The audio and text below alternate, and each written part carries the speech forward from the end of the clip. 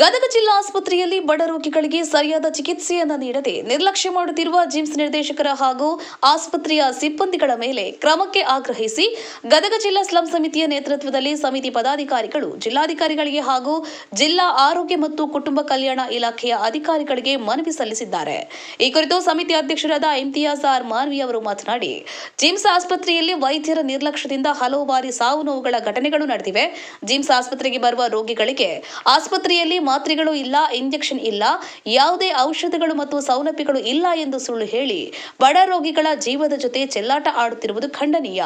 ಕೂಡಲೇ ಇಂತಹ ಬಡ ವಿರೋಧಿ ನಿರ್ದೇಶಕರ ಮೇಲೆ ಹಾಗೂ ಆಸ್ಪತ್ರೆಯ ಸಿಬ್ಬಂದಿಗಳ ಮೇಲೆ ಕ್ರಮ ಕೈಗೊಳ್ಳಬೇಕು. ಇಲ್ಲವಾದಲ್ಲಿ ಗದಗ ಜಿಲ್ಲಾ ಸ್ಲಂ ಸಮಿತಿ ನೇತೃತ್ವದಲ್ಲಿ ಜಿಮ್ಸ್ ಆಸ್ಪತ್ರೆಯ ಮುಂದೆ ಉಗ್ರವಾದ ಹೋರಾಟವನ್ನು ನಡೆಸಲಾಗುವುದು ಎಂದು ಎಚ್ಚರಿಕೆಯನ್ನು ನೀಡಿದ್ದಾರೆ. ಮನವಿ ನೀಡುವ ಸಂದರ್ಭದಲ್ಲಿ ಸಮಿತಿ ಮುಖಂಡರಾದ ಎಂಬಿ ನದಾಫಾ ವಕೀಲರು, ಮಹಿಳಾ ಸಮಿತಿ ಸಂಚಾಲಕಿ ಪರವೀನಾ ಬಾನು ಹವಲ್ದಾರ್, ಮುಖಂಡರಾದ ಇಬ್ರಾಹಿಂ ಮುಲ್ಲಾ, ಶರಣಪ್ಪ ಸೂಡಿ, ಮೌಲಾಸಾಬಾ ಗಚ್ಚಿ, ಪುಷ್ಪ ಬಿಜಾಪುರ, ಮುಕ್ತಾಮಸಾಬ ಮುಲ್ಲನವರ, ನಜಮುನಿಸಾ ಮುರಗೂಡ, ಸಾಕ್ರುಬಾಯಿ ಗೋಸಾವಿ ಹಾಗೂ ಇನ್ನೂ ಹಲವರು ಜೊತೆಗಿದ್ದರು. ಗಾಳಪ್ಪ ಎಚ್ ಹರಿಜನ್, ಗದಗ. ಜೈ ಭೀಮ್ ನ್ಯೂಸ್ 24x7. ಇದು ಬಹುಜನರ ನ್ಯಾಯಕ್ಕಾಗಿ. ವಿಸಿಟ್ ಮಾಡಿ ಅಲ್ಲಿ ಏನು ಕ್ರಮ ಇದೆ ಅದನ್ನ ತಕ್ಷಣ ಕ್ರಮ ತಗೋಬೇಕು. ಯಾಕಂದ್ರೆ ಪಾಪ ಬಡವರು ಟ್ಯಾಕ್ಸ್ ಕಟ್ಟಿ ನಮ್ಮ ಟ್ಯಾಕ್ಸ್ ಒಳಗ ಅಲ್ಲಿ ನಡೆಯುವಂತ ಏನು ಜಿಲ್ಲಾಧಿಕಾರಿ ಇರ್ಬೋದು, ವೈದ್ಯಾಧಿಕಾರಿಗಳು ಅವ್ರಿಗೆಲ್ಲರಿಗೂ ಪಗಾರ ಬರ್ತೈತಿ. ನೀವು ನಮ್ಮ ಜನರಿಗೆ ನೋಡಕ್ ಆಗಂಗಿಲ್ಲ ಅಂತಂದ್ರೆ ಮತ್ತೆ ಜನರದ ಸಮಸ್ಯೆನ ಪಗಾರ ಆಗಂಗಿಲ್ಲ ಅಂದ್ರೆ ಮತ್ತೆ ಯಾರು ಅಲ್ಲಿ ವೈದ್ಯಾಧಿಕಾರಿ ಇಡುವಂತ ವ್ಯವಸ್ಥೆನೇ ಇಲ್ಲ. ಬೇರೆ ವೈದ್ಯಾಧಿಕಾರಿಗಳನ್ನ ಅಲ್ಲಿ ನೇಮಕ ಮಾಡಿ.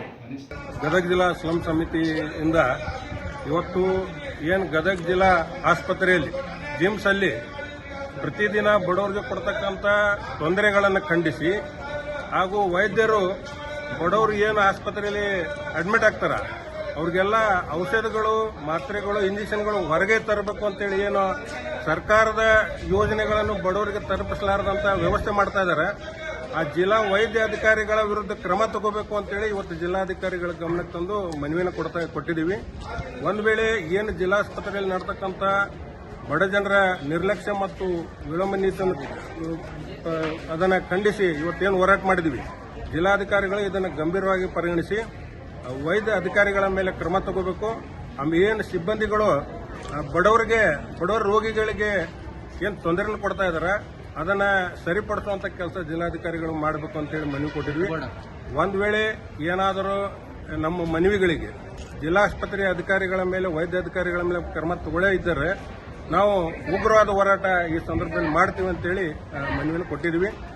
ನನ್ನ ಹೆಸರು ಇಮ್ತಿಯಾಜ್ ಮಾನ್ವಿ, ನಮ್ಮ ಸಮಿತಿ ಅಧ್ಯಕ್ಷರು. ದುಡ್ಡು ಕೊಟ್ರೆ ಚಿಕಿತ್ಸೆ, ಇಲ್ಲಾಂದ್ರೆ ಚಿಕಿತ್ಸೆ ಇಲ್ಲ ಹಂಗಂತ ಹೇಳಿ ಮೊನ್ನೆ ನಮ್ಮ ಚಿಕ್ಕಮ್ಮನಿಗೆ ಒಂದು ಹಾರ್ಟ್ ಪ್ರಾಬ್ಲಮ್ ಆಗಿದ್ದಕ್ಕೋಸ್ಕರ ನಾವು ಅಡ್ಮಿಟ್ ಮಾಡಿದ್ವಿ.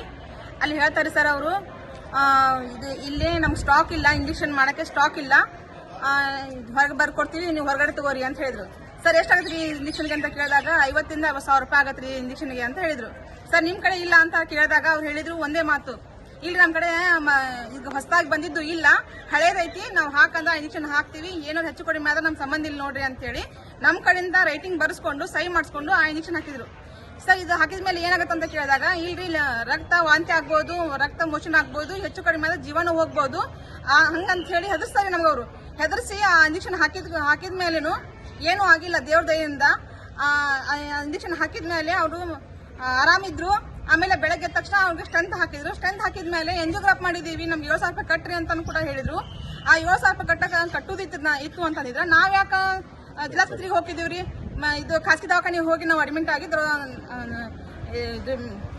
ಟ್ರೀಟ್ಮೆಂಟ್ ತಗೊಂತಿದ್ವಿ.